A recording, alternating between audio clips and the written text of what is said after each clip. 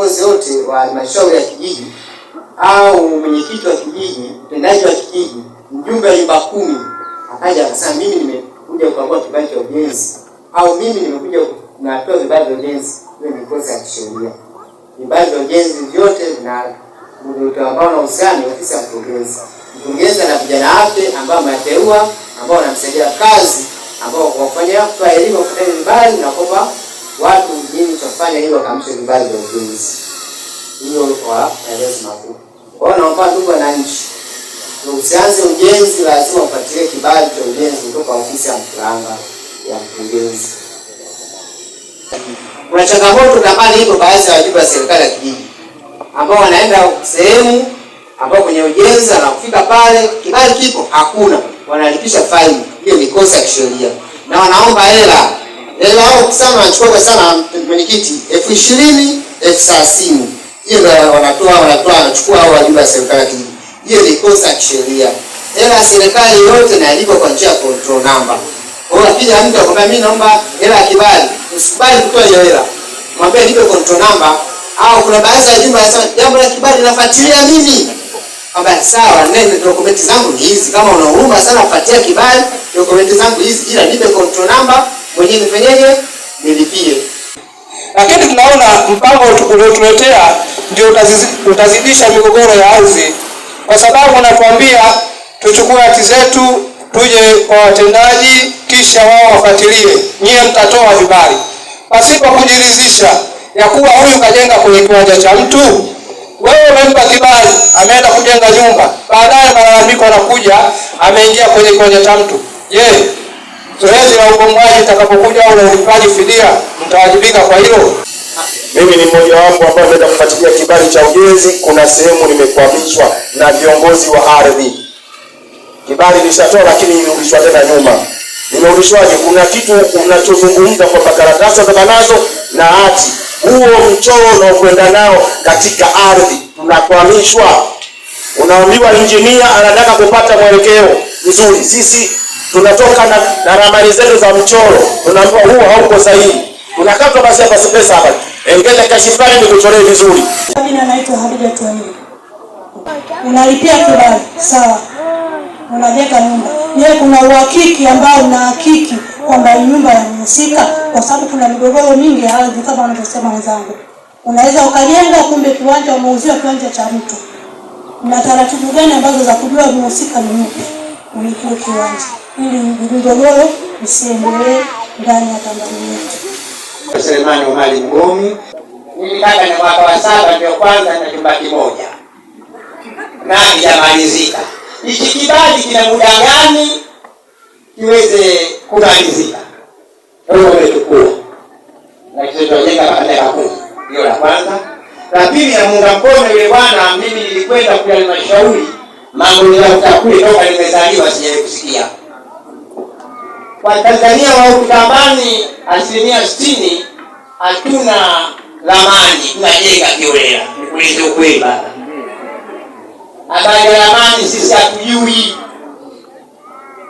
Tumia nyumba za uishi, tunajenga kidogo kidogo. Hiyo ramani yenyewe ukitaka ya kitatu. Mtapata wapi? Naomba wakaambie huyo mheshimiwa mkurugenzi.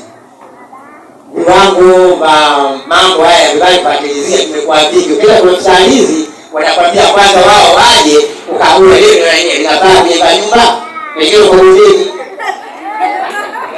Tunaelewa na wale na magari yao kila gari moja mafuta cha asili wako watatu wale na kuondoka pamoja na kula.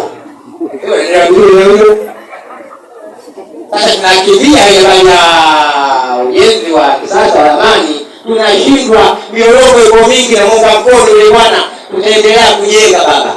Asante. Kwa hiyo utatuzi wake huyo mkurugenzi aje hapa, aje kutatua kwanza ule upimaji uliopita.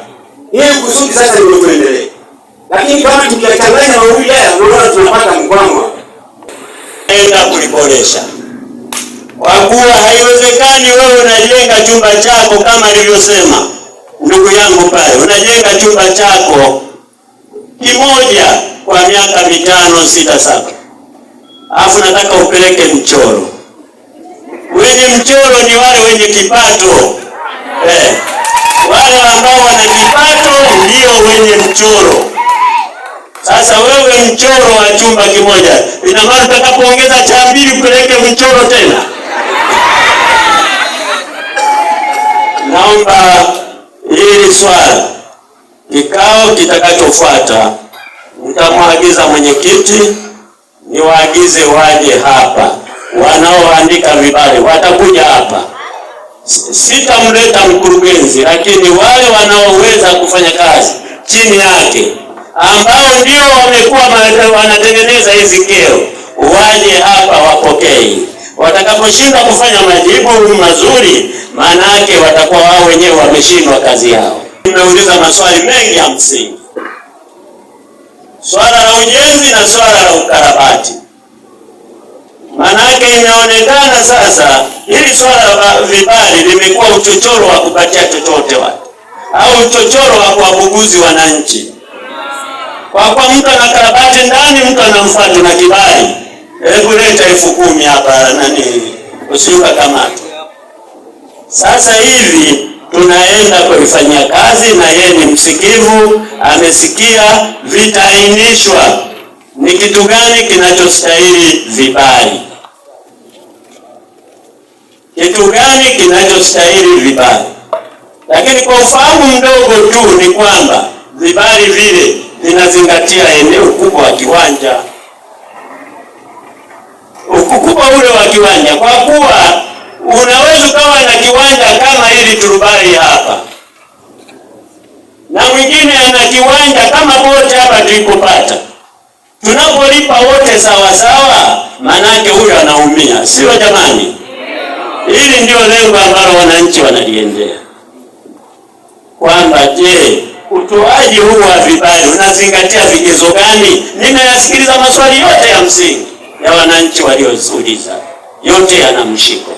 Naomba yakafanyiwe kazi vizuri, ili tutakapofika, na uambie mheshimiwa diwani anakuja kuwahamisha hapa, mtahamia kule mkajibie huko huko kwa wananchi. Chambani oye!